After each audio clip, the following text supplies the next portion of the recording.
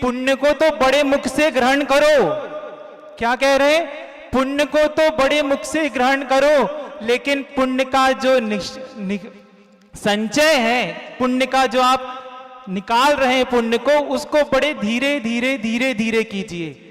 तो ऐसी पुण्य आत्मा नगरी जिसके पुण्य में आध्यात्म जगत के जो सबसे बड़े शिरमौर हैं, जो अंतरंग साधना में रमे हुए हैं, ऐसे योगी जिन्होंने 45 वर्ष तक अखंड मौन की साधना की हो, ऐसे गुरुदेव का सानिध्य आप लोगों को इतने छोटी नगरी में प्राप्त हो गया।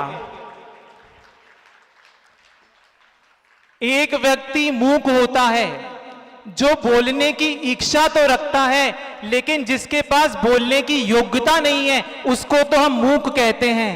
लेकिन जिस व्यक्ति के पास बोलने का सामर्थ्य हो, बहुत अच्छा बोलने का सामर्थ्य हो, प्रकट करने की कला विद्यमान हो, लेकिन अपने योग को निर्मल बनाने के लिए, अपनी कषायों को मंद करने के लिए, जिसने गुरु की आज्ञा से 45 वर्ष तक अपनी हर इच्छा को, अपनी हर अभिलाषा को जिसने एक तरफ रखकर सिर्फ गुरु वर्णम को जीवन में जिया हो, तो ऐसे गुरु का नाम क्या है? नहीं, जो विद्या के सागर हैं, जो शांति के सागर हैं, और जिनकी आत्मा के हर एक प्रदेश पर यदि कोई एक नाम विद्यमान है तो उनका नाम गुरुदेव श्री विद्यासागर जी महाराज है। तो प्रसंग आज तो वैसे हमारे दीक्षा दिवस का है। दीक्षा दिवस का अर्थ तो वैसे भौतिक आप दृष्टि से देखेंगे तो एक युवक आता है और गुरु महाराज के हाथ से उनको पिछी कमंडल प्राप्त होता है, वो नग्न दशा को प्राप्त हो जाते हैं। लेकिन दीक्षा का सही मायने में अर्थ तो ये था कि ये गुरु उपकार दिवस है, ये गुरु करुणा दिवस है, कि ऐसा जीव जो असंयम में था, ऐसा व्यक्ति जो मिथ्यात्व में पड़ा हुआ था, उसको गुरुदेव ने अपनी अनुकंपा से करुणा करके उसको भी ऊपर उठा लिया। जिस सिंहासन पर गुरुदेव बैठ जाते हैं तो उस सिंहासन को भी हम अपने मस्तक पर लगाते हैं। जो जल की धारा भगवान के बिंब पर जाती है तो हम उसको भी अपने मस्तक पर धारण कर लेते हैं। जिस जिनवाणी को हम पाटे पर रखते हैं तो वो पाटा भी हमारे लिए पूजनीय हो जाता है।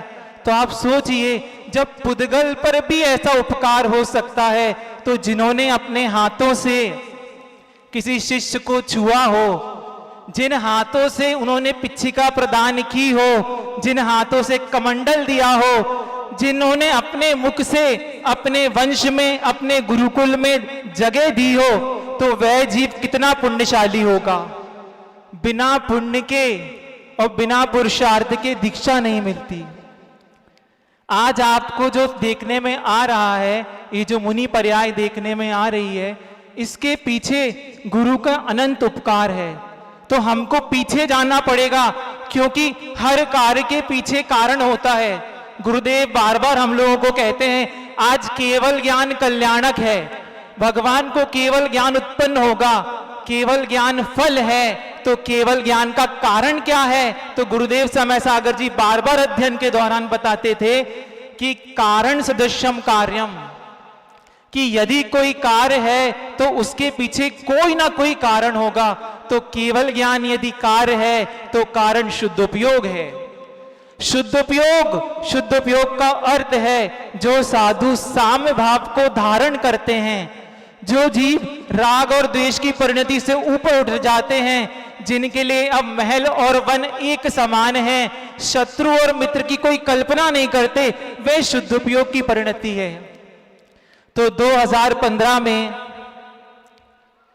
बहुत पुण्य के उदय से गुरुदेव श्री समय सागर जी महाराज के साथ 4 और मुनि महाराज का गुरुदेव श्री विद्यासागर जी की आज्ञा से इंदौर की ओर चातुर्मास के लिए गुरुदेव की आज्ञा प्राप्त हुई। कहते हैं कि जिस समय आपको पित्त ज्वर हो, पित्त ज्वर समझते हैं? जब आपको बुखार होता है तो बुखार के कारण आपको यदि कोई रसगुल्ला खिलाता है तो रसगुल्ला कैसा लगता है? कड़वा लगता है। आपको यदि कोई जलेबी खिलाएगा तो आपको जलेबी कैसी लगेगी? कड़वी लगेगी। आपको कोई मिठाई मोहन भोग खिलाएगा तो मिठाई कैसी लगेगी? कड़वी लगेगी। तो क्या रसगुल्ला कड़वा है? रसगुल्ला कड़वा नहीं है, जलेबी कड़वी नहीं है, मोहन भोग कड़वा नहीं है, आपका मुख कड़वा है। वैसे ही जिस समय मिथ्यात्व का उदय भीतर होता है तो सदगुरु में भी कुगुरु दिखाई देते हैं, तत्व में अतत्व दिखता है, देव में अदेव दिखते हैं, वस्तु स्वरूप का ज्ञान उस समय विपरीत होता है। तो वैसे ही मेरे जीवन में भी वही स्थिति थी। अपने जीवन में भी उस समय 2015 तक मैंने गुरुदेव श्री विद्यासागर जी महाराज के कभी दर्शन नहीं किए थे, और 2015 के पहले मैंने पूज्यवर श्री समय सागर जी महाराज के भी दर्शन नहीं किए थे, क्योंकि कर्म के उदय से जितने भी परिजन या स्वजन थे उन सबका झुकाव एकांत पक्ष की ओर था। जब एकांत पक्ष की ओर था तो सदगुरु में क्या लक्षण होते हैं, निर्ग्रंथ गुरु कैसे होते हैं, उस स्वरूप का भान नहीं था। लेकिन पुण्य ने जोर मारना प्रारंभ किया और गुरुदेव इंदौर के समशरण मंदिर में प्रवास कर रहे थे। तो कहते हैं कि जब देशना होती है तो देशना के माध्यम से मिथ्यात्व के पटल उजड़ जाते हैं। तो जब जिनकी वाणी में अनेकांत था, शादवाद की शैली, और जब उनके विषय में धीरे धीरे ज्ञात हुआ पांचों मुनिराज के संग का अनुशासन, आपस के बीच का वात्सल्य, और जब आगम चक्कू साहू से बाहर कोई चर्चा नहीं, जब सुनते कि मंच पर वे कभी भी पाद प्रक्षालन नहीं करवाते, सुनते कि शाम को 6 बजे के बाद उनके संग के पट्ट बंद हो जाते, तो धीरे धीरे जहां हम रहते थे वहां पर धीरे धीरे ज्ञात होना प्रारंभ हो गया कि आचार्य श्री विद्यासागर जी महाराज के गृहस्थ अवस्था के जो भाई हैं और जो उनके ज्येष्ठ श्रेष्ठ शिष्य हैं, उनका आगमन इंदौर में हुआ है। धीरे धीरे जिन लोगों के साथ चर्चा होती और घर के भी कुछ सदस्य धीरे धीरे उनके प्रवचन में जाने लगे, तो बाद में धीरे धीरे इस प्रकार की चर्चाएं लेने लगी कि आज हमारा शुद्धोपयोग से विश्वास उठ चुका है कि आज कोई साधक जो आत्म साधना में लीन होकर साधना करे शायद ही संभव है, क्योंकि आज मंच, माला, माइक इत्यादि के प्रपंच चारों ओर चल रहे हैं। तो आस्था जो थी वो धीरे धीरे बहुत मलिन थी।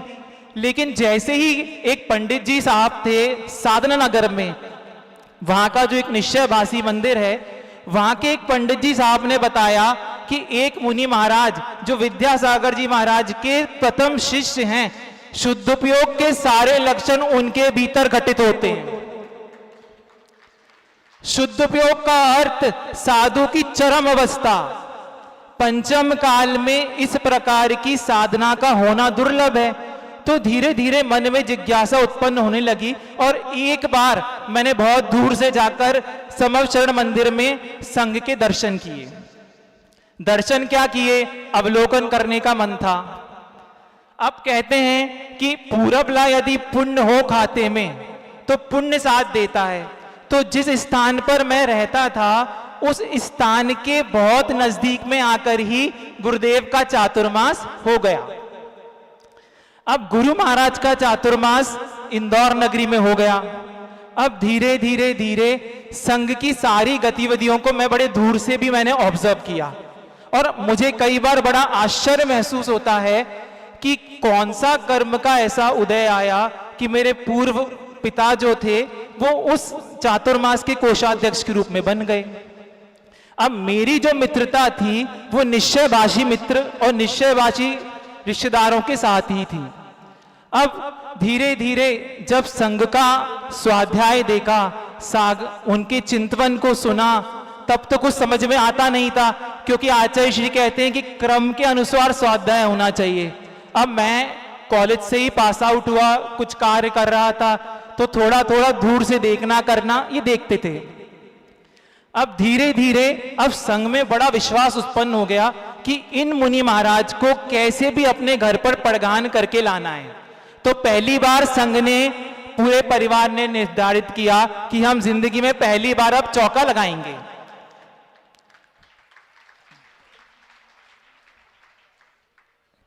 कुंद कुंद देव वार्षिणुपेक्षा में कहते हैं एकत्व भावना के अंतर्गत कि इक्को करेदि पुण्यम, इक्को करेदि पुण्यम धम्म निमित्त पत्तदानेन मानव देवेशु जीवो तस् फलम भुंजदे इक्को, कि आप अकेला ही जीव पुण्य को करता है और अकेला ही जीव पुण्य के फल को भोगता है। तो पुण्य करने के लिए श्रावक के लिए क्या कहा कि धर्म के निमित्त पात्र को दान देना उत्कृष्ट पुण्य है, ऐसा कुंद कुंद देव कह रहे हैं। कि पात्र कौन? जो सम्यक दर्शन, सम्यक ज्ञान, सम्यक चारित्र से जो सहित हैं वे उत्तम पात्र हैं। जो आरिका जी हैं, ब्रह्मचारी जी हैं, अनुव्रती हैं, ये मध्यम पात्र है। और जो अविरत सम्यक दृष्टि है, जिसके भीतर भी देवशास्त्र गुरु के प्रति श्रद्धान है, ये जगन्य पात्र है। इन पात्रों को दान देने से पुण्य का संचय होता है। तो अब बात आई कि ड्यूटी मुझे मिली कि आपको पानी की व्यवस्था आपको करनी है। मैं इसलिए ये बता रहा हूं कि उस समय जब मेरी उम्र 24.5 साल थी, मुझे ये ज्ञात नहीं था कि पानी छानने की विधि क्या होती है, बिलछानी डालने का प्रोसेस क्या होता है। तो हमने किसी व्यक्ति की मदद ली कि आपके माध्यम से हम चौके लगाने में आप मदद कीजिए। अब उन व्यक्ति की मदद ली तो वो पानी भरकर तो देते थे। तो एक दिन मैं पानी भरकर ले गया, लेकिन मुझे ये नहीं मालूम था कि बिलछानी डालकर वापस उस व्यक्ति को उस कुएं में डालना पड़ता है। तो अब वो व्यक्ति जो था वो बार बार मुझे फोन कर कर कहता कि आप हमारी बिलछानी तो वापस कर दीजिए। आप सोचिए 2015 में जिसको पानी छानने की विधि भी नहीं पता थी, जिसको पानी में जीव होते हैं ये आस्था भी नहीं थी, गुरुदेव के उपकार से आज वो मंच पर मुनि पर्याय के रूप में बैठा है। इसको कहते हैं कि एक द्रव्य का दूसरे द्रव्य पर प्रभाव पड़ता है, निमित्त नैमित्तिक संबंध। आज आपके नगर में मुनि महाराज आए हैं तो आप देख लीजिए, घर घर रंगोली मड़ी हुई है, घर घर में शुद्ध आहार बन रहा है। ये छोटे छोटे युवक युवती शुद्ध धोती दुपट्टे में पड़गान कर रहे हैं। ये किसका प्रभाव है? वैरागियों की संगति से भीतर वैराग उत्पन्न होता है। 4 दिन के भीतर इंदौर में जब पड़गान किया तो 4 दिन के भीतर 4 मुनि महाराज का पड़गान हो गया। पूज्य मुनिवर गुरुदेव श्री समय सागर जी महाराज, फिर प्रशस्त सागर जी महाराज, धीर सागर जी महाराज, आनंद सागर जी महाराज। लेकिन एक मुनि महाराज का पड़गान नहीं हुआ, उनका नाम है मल्ली सागर जी महाराज। अब वो मुनि महाराज का पड़गान क्यों नहीं हुआ? क्योंकि उनकी विधि घर से रहती है। तो कुछ दिन बाद परिवार वालों ने सोचा कि ऐसा करते हैं कि अब जो परिवार के जन हैं वो घर पर चौके के लिए खड़े हो जाएंगे। और मैं पहुंच गया मंदिर के वहां बाहर खड़ा हुआ हूं पड़गान के लिए। अब इंदौर में गुरुदेव की महती प्रभावना, काफी मात्रा में चौके रहते, तो कभी उम्मीद तो कुछ थी नहीं। लेकिन एक दिन मैं बाहर मंदिर के बाहर खड़ा हुआ था, एकदम लास्ट में मेरे साथ मेरा एक मित्र और खड़ा हुआ था। मैं क्या देखता हूं, आप देखिए पुण्य की परिभाषा, और क्या कहें, क्या हो सकता है संप्रेषण हो। गुरुदेव श्री समय सागर जी महाराज मंदिर से आंकड़ी लेकर निकले, धीरे धीरे धीरे धीरे धीरे मुस्कुराते मुस्कुराते, और जस्ट मेरे सामने आकर खड़े हो गए। जिसका पुत्र हो तो वो मां जानती है कि उस बेटे को अपने हाथ से खिलाने में कैसा आनंद आता है। और वैसे ही जिसने कभी गुरुदेव का पड़गान किया हो, उस अनुभूति को महसूस करने वाला वही व्यक्ति हो सकता है। कई बार संघ में जब बाकी जो हमारे बड़े, मेरे अग्रज सारे मुनि महाराज हैं, वो मुझसे बताते कि आचार्य महाराज के हम लोग चौके लगाते थे, आचार्य महाराज का पड़गान करते थे, आचार्य महाराज को नवदा भक्ति पूर्वक आहार देते थे, तो मुझे बहुत मायूसी महसूस होती है। क्योंकि मेरे घर पर या मेरा इतना पुण्य नहीं था कि हम गुरुदेव श्री विद्यासागर जी महाराज का पड़गान कर पाए। मेरा इतना पुण्य नहीं था कि मैं अपने हाथों से उनके करपात्र में ग्रास रख पाता, मेरा इतना पुण्य नहीं था कि मैं गुरुदेव का पाद प्रक्षालन कर पाता। लेकिन मुझे आज भी संतुष्टि अब होती है कि इस जगत के, आध्यात्म जगत के सबसे बड़े जो ऋषिराज हैं और जो वर्तमान के आचार्य परमेष्ठी हैं और जो गुरुदेव श्री विद्यासागर जी की प्रति छाया है, उनका पड़गान मैंने स्वयं किया है। तो ये चतुर्मास में अब भीतर ये आस्था तो उत्पन्न बिल्कुल हो गई कि इस नमो आयरी आडम का यदि कोई अर्थ है तो उनका नाम आचार्य श्री विद्यासागर जी महाराज है, और नमो लोए सभ्य साउडम का कोई अर्थ है तो उनका नाम पूज्य मुनिवर श्री समय सागर जी महाराज है। समाप्त हो गया और गुरुदेव वहां से पहुंच गए रामटेक। 2017 में रामटेक पहुंच चुके। अब 3 दिन की मेरे पास छुट्टी होती है और उस 3 दिन की छुट्टी में मेरे भीतर एक मन में उत्पन्न होती है कि क्यों नहीं गुरुदेव के दर्शन किए जाएं। तो मैं इंदौर से पहुंच जाता हूं रामटेक गुरुदेव के दर्शन करने के लिए। वहां पहुंचना होता है, गुरुदेव के दर्शन होते हैं, दूर से दर्शन हुए। अब एक मुनि महाराज मुझसे कहते हैं कि अभी तो आपका अध्ययन काल चल रहा है, तो आप एक काम कर सकते हैं कि आप कुछ समय के लिए, जब तक पढ़ाई का अध्ययन पूरा ना हो, जब तक के लिए आप ब्रह्मचर्य व्रत ले लीजिए। मैंने कहा ठीक है। तो वो मुनि महाराज, रामटेक में शुक्रवार का दिन था, रामटेक में थोड़ी भीड़ कम थी, तो शाम को संभव सागर जी महाराज जी आदि 5-6 महाराज जी कक्ष के अंदर पहुंच गए।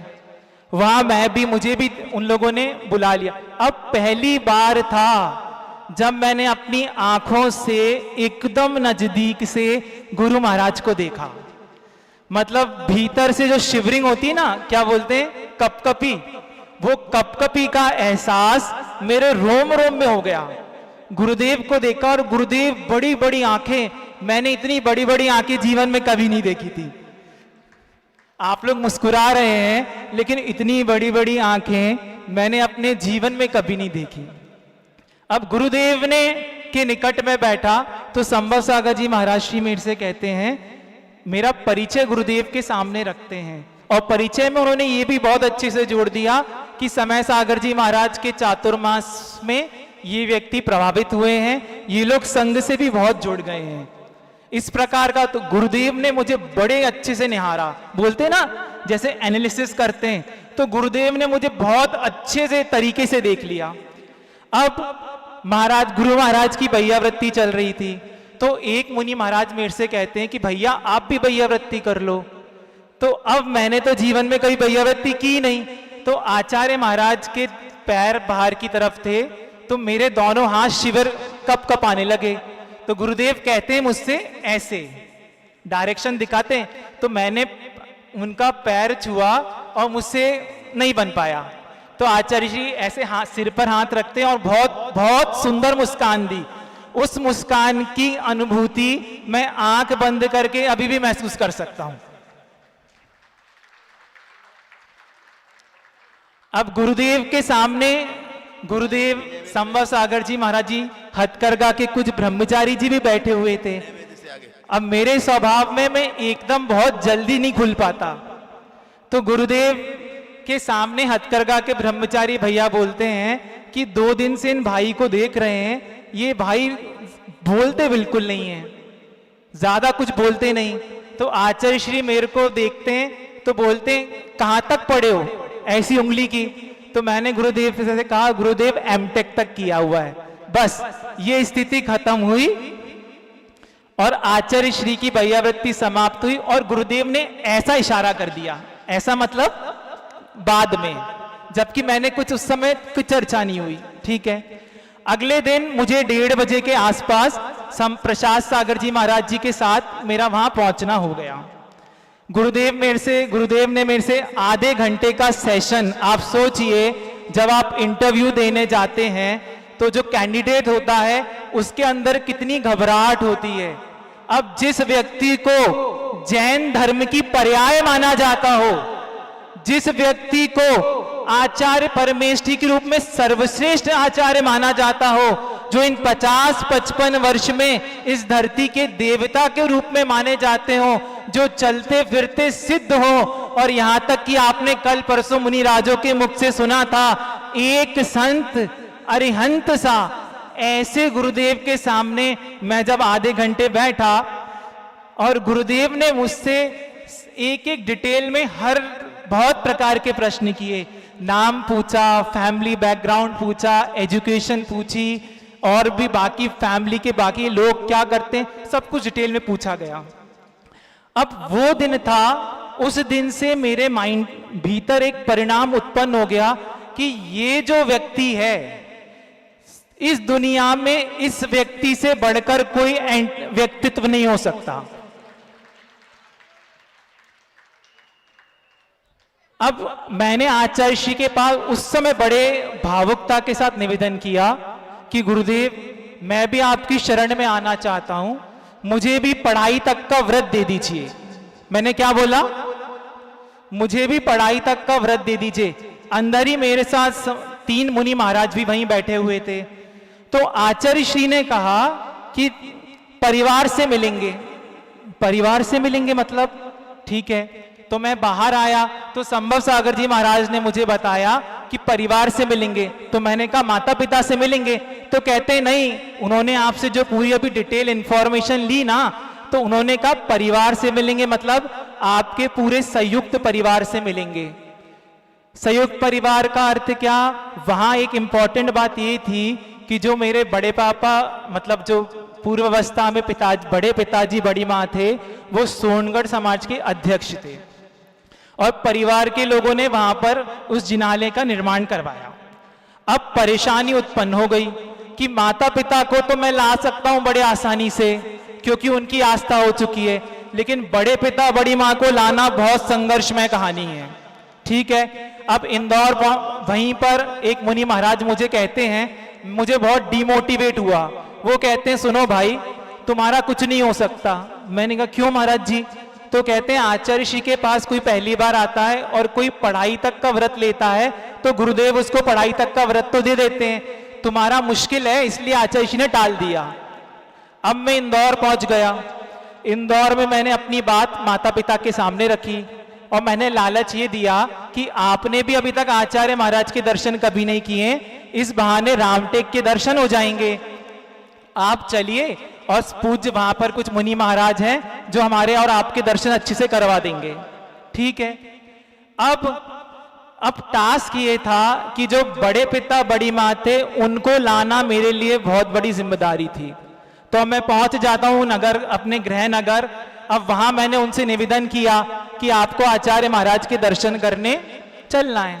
तो उन्होंने बहुत अच्छे से कहा नहीं। तो कहते हैं ना, जब उंगली सीधी उंगली से घी नहीं निकलता तो क्या करना पड़ता है? जब सीधी उंगली से घी नहीं निकलता तो उंगली को टेढ़ा करना पड़ता है। तो अब मैं जानता था कि घर में मैं सबसे छोटा हूं और घर में लाडला तो हूं ही। तो मैंने क्या किया, अपने आप को 12-13 घंटे के लिए कमरे में बंद कर लिया। अब जब 2 सुबह के नाश्ता, उनको पता है कि अपना ये बालक है, ये तो हर प्रति घंटे इसको भूख लगती है, ये तो असंयम है, प्योर असंयम है। तो अब क्या करें? तो वो मुझे मनाने का प्रयास करते हैं। तो मैंने कहा कि मैं जब भी कुछ ग्रहण करूंगा जब आप ये वादा करते हो कि आप मेरे साथ रामटेक चलो। अब रामटेक 700 किलोमीटर दूर, 700 किलोमीटर दूर। अब मैंने उनसे कहा कि आपको रामटेक चलना पड़ेगा, तो उन्होंने स्वीकार कर लिया। अब गाड़ी करके माता पिता, बड़े पिताजी, बड़ी माँ इत्यादि हम लोग रामटेक की ओर जा रहे हैं। अब मैंने रास्ते में उनको बार बार समझा दिया कि गुरुदेव श्री विद्यासागर जी महाराज को बट सुनना, किंतु, परंतु, लेकिन ये शब्द पसंद नहीं है। तो आप लोग कृपया करके इस प्रकार की कोई भी बात आचार्य श्री के सामने नहीं करना। ठीक है। तो अब वो मुझे डांटते हैं कि क्या तुम हमको तोते की तरह रटा रहे हो? हमारा जो मन होगा और हमको जो कहना होगा हम वो कहेंगे, हम आपके अनुसार नहीं चलेंगे। ठीक है। अब हम वहां से रामटेक रात को मैं पहुंच जाता हूं, और परिवार वाले एक रामटेक से 5 किलोमीटर दूर एक होटल में रुक जाते हैं। तो मैंने पूज्यवर संभव सागर जी महाराज से कहा कि महाराज श्री, वो लोग पहली बार आचार्य श्री के दर्शन करने आ रहे हैं, आपके यहाँ बहुत भीड़ होती है, बस उनके दर्शन आप अच्छे से करवा दीजिए, नहीं तो महाराज जी मेरा काम नहीं हो पाएगा। तो महाराज श्री ने सुबह 7 बजे का समय गुरुदेव से मिलने के लिए दे दिया। अब क्या होता है, मैं सुबह 6 बजे से गुरुदेव के द्वार पर पीले कलर का गोला, मेरी धारणा थी जो गोला होता है ना नारियल, गोले को केसर से पीला करके मैंने अपने हाथ में रख रखा था कि मैं 6 बजे से खड़ा हुआ हूं और संभव सागर जी महाराज ने कहा कि 7 बजे कक्षा के पहले गुरुदेव के पास 10 मिनट का समय है, आपको 10 मिनट का समय मिल जाए। अब मैं 6 बजे से गुरुदेव को, परिवार वालों को फोन कर रहा हूं, 6 बज गए, 6:30 बज गए, 7 बज गए, 7:30 बज गए, लेकिन उनका कोई ठिकाना नहीं, वो लोग क्योंकि होटल में रेस्ट कर रहे हैं। अब गुरुदेव के पास मैंने जाकर नमस्कार किया तो गुरुदेव कहते हैं ये क्या है, समय का कद्र नहीं है। गुरुदेव ने बड़े, पहली बार मैंने गुरुदेव का चेहरा थोड़ा सा, समझ गए आप थोड़ा सा चेहरा गुरुदेव का तो मैं डर गया। अब क्या, अब 9:30 10:30 बजे तक चलते चलते वो लोग आए। अब वहां पर एक दीवार पर लिखा हुआ था कि सोनगढ़ का साहित्य यहां पर वर्जित है, और ये बात मेरे परिवार की जो बड़ी मां थी उन्होंने पढ़ ली। अब वो मुझे तुरंत बोलते हैं कि आप कैसी बात करते हो, यहां पर देखो ये लिखा है शास्त्रों का निषेध करते हैं। तो अब मेरे लिए और कठिन, वो कहते हैं कि हमें दर्शन नहीं करने किसी प्रकार के। तो अब मेरे लिए बहुत स्थिति गंभीर हो गई कि इतने दूर 700 किलोमीटर तक आना और अब गुरुदेव के कक्ष के अंदर तक ना पहुंच पाना, ये तो बड़ी दुविधा की बात है। लेकिन बस मैं गुरुदेव के कक्ष के बाहर, मैंने उस दिन रामटेक में पहली बार किन्हीं भगवान के सामने हाथ जोड़कर मांगा था कि हे भगवान, यदि इस जगत में भगवान का अस्तित्व है तो आज सिर्फ मेरे पूरे परिवार को और मुझे एक बार गुरुदेव के दर्शन अंदर बैठकर ढंग से मिल जाएं।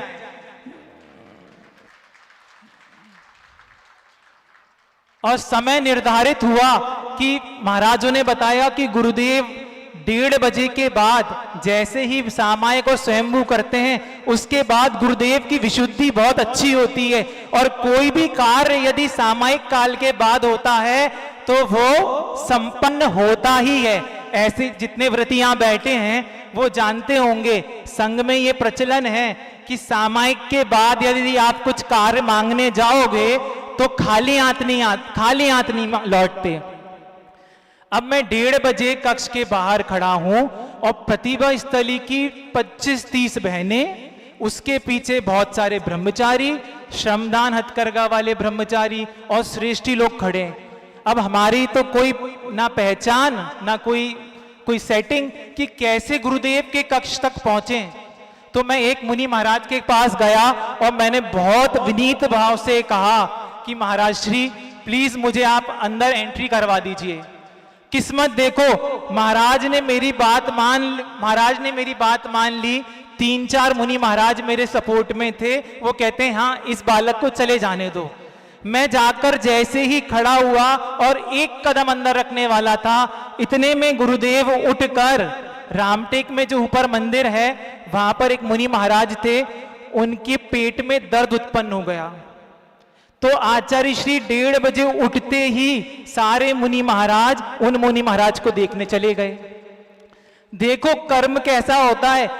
सुबह 7 बजे का समय वो फेल हो गया, 1:30 बजे का समय फिर कोई विघ्न आ गया, लेकिन मैं फिर शांतिनाथ भगवान के पास जाके, निकट जाके मैंने भगवान से कहा, भगवान प्लीज ये एक बार आप मेरी मदद कर दीजिए।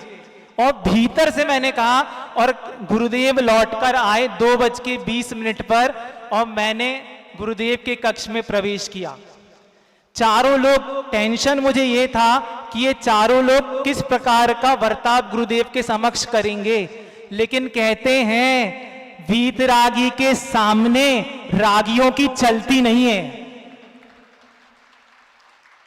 जब श्रेणिक चरित्र में पढ़ते हैं कि यशोधर मुनि महाराज के सामने ऐसे क्रूर हिंसक 500 कुत्ते अपनी क्रूरता को छोड़कर शांत भाव से बैठ जाते हैं। तो ये परिवार के जन तो जैनत्व को लिए हुए थे, इनके अंदर तो जैन संस्कार थे, और कहते हैं गुरुदेव को देखते ही पानी पानी हो गए और हाथ जोड़कर विनीत भाव से गुरुदेव के चरणों में बैठ गए। मुझे अभी भी याद है, गुरुदेव ने चारों को, माता को, पिता को, बड़े पिता, बड़ी माँ को इतने हर्ष के साथ एक एक को अलग से इतना मुस्कान दे देकर आशीर्वाद दिया, ऐसा मुस्कान कि गुरुदेव चारों लोग संतुष्ट हो गए। अब गुरुदेव कहते हैं कि ये हमसे निवेदन कर रहे हैं, इन्होंने हमसे निवेदन किया है व्रत का, क्या करना है। तो अभी तक मुझे बहुत अच्छे से ज्ञात था कि देखो गुरुदेव शुरुआत में जब व्रत देते हैं तो पहले 1 वर्ष का देते हैं, 2 वर्ष का देखते हैं, या पढ़ाई तक का व्रत देते हैं। तो माइंडसेट बिल्कुल क्लियर था कि हाँ कुछ समय का व्रत होगा और फिर रात्रि भोजन इत्यादि अपन भी धीरे धीरे सब चीजें त्याग कर देंगे, बिल्कुल माइंडसेट क्लियर था। अब मैंने हाथ में गोला चढ़ाकर आचार्य श्री को कहा, आचार्य श्री व्रत की भावना है। तो आचार्य श्री बोलते हैं, डॉक्टर जो बड़े पिताजी थे उनको देखकर, ये कह रहे हैं व्रत का क्या करना है। तो वो बोलते हैं प्रत्युत्तर में कि गुरुदेव आप तो इस फील्ड के महारथी हैं, आपको जो अच्छा लगे। पिताजी को आचार्य श्री पूछते हैं क्या करना है, तो आप वो कहते हैं जैसा आप उचित समझें। तो आचार्य श्री क्या कहते हैं कि सोच तो रहे हैं, मांग रहे हैं, हमसे निवेदन कर रहे हैं, हम सोच तो रहे। तो इतने में जो महिलाएं बैठी थी पीछे, वो कह देती हैं कि आचार्य श्री ये तो कभी अभिषेक करने नहीं गए, ये कभी पूजन करने नहीं गए, रात्रि में भोजन करते हैं, होटल में खाते हैं, अभक्ष खाते हैं। मतलब कहते हैं ना, मेरे जीवन की जितनी नकारात्मकता थी उसको पूरा उन लोगों ने, परिवार वालों ने प्रस्तुत कर दिया। लेकिन हमारे गुरुदेव मुझे देखकर मुस्कुरा रहे थे। गुरुदेव ने मुझे गलत दृष्टि से नहीं देखा, गुरुदेव बहुत प्रेम से मुस्कुराए। और गुरुदेव क्या कहते हैं, देखिए हाथ ऊपर उठाया और ऐसे करके कहते हैं कि मैंने उसकी दृढ़ता देख ली है।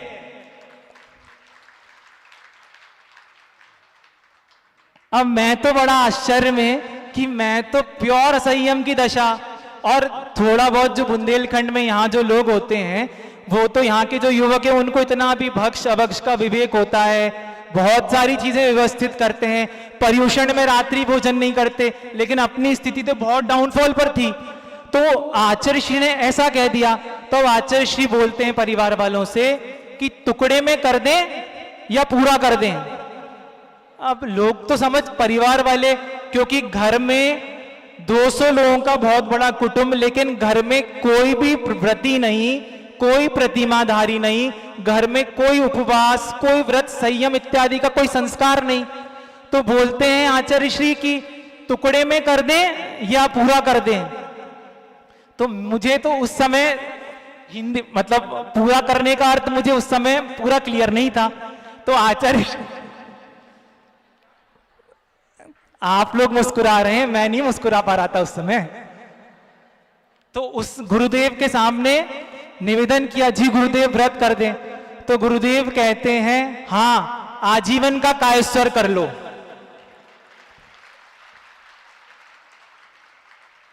पास में संभव सागर जी महाराज जी और प्रसाद सागर जी महाराज श्री, वो मुझसे कहते हैं आप कायोत्सर कर लीजिए। अब पहली बार मैंने जीवन में कायोत्सर किया और मेरी आंखों से अब आंसू बहना प्रारंभ है।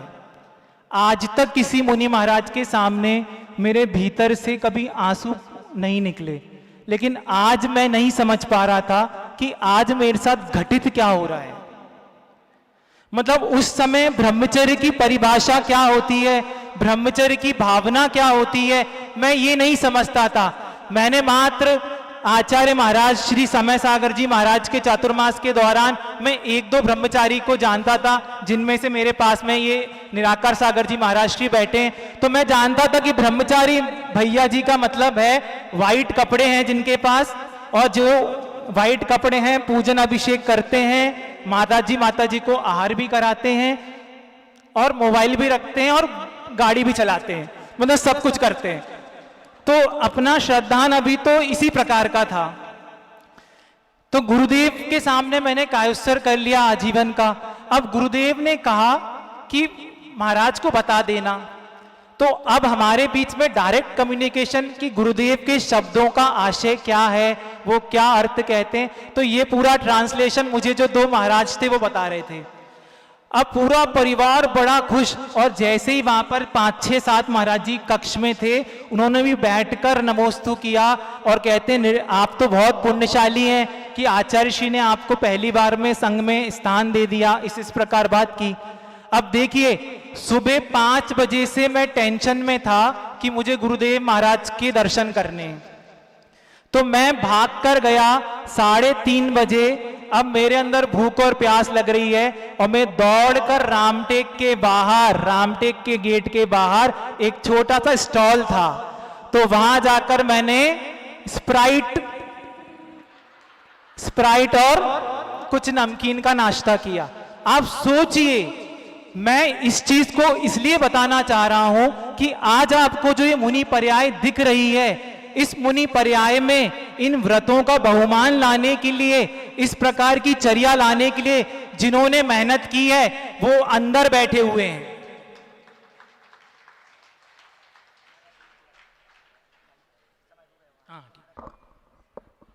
नहीं, इस प्रकार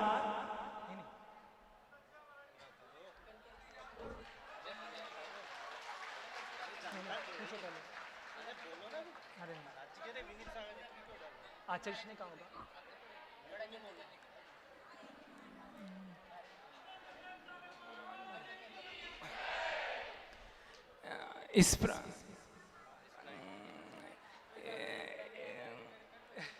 नहीं बस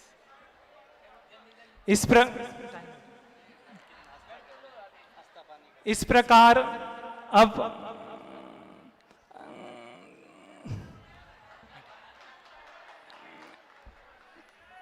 अब स्थिति ये आई कि अब जैसे मैं बाहर निकला तो चारों ओर से मुनिराज कहते कि आपको एक बहुत बड़ी उपलब्धि प्राप्त हो गई है। लेकिन अब मेरे भीतर मन मेरा कचोटता है कि मेरे भीतर तो इस प्रकार की योग्यता नहीं है, क्योंकि ये कोई सामान्य व्रत तो है नहीं। तो एक मुनि महाराज हैं जिनके पास जो संघ में वहां पर थे, तो उन्होंने मेरे चेहरे को पढ़ लिया। तो वो कहते हैं कि आपके भीतर इस प्रकार ये मन तनाव में क्यों है। तो मैंने कहा कि हो सकता है कि कहीं आचार्य श्री ने मुझे गलत तो नहीं समझ लिया, मतलब मेरे अंदर इस प्रकार की योग्यता तो है ही नहीं। तो अब वो क्या कहते हैं कि आप अपनी योग्यता को, आप अपने लक्षण को जानने में फेल हो सकते हैं, लेकिन जो 50-55 वर्ष से इन योग्यता को परखने वाले हैं, वो इस चीज को कभी फेल नहीं हो सकते। और तब भी आपको यदि मन में ये विकल्प आता है, तो आप जाते जाते आचार्य महाराज के सामने अपनी बात रख सकते हैं। और हुआ इसी प्रकार, मैं गुरुदेव के पास पहुंच गया कि गुरुदेव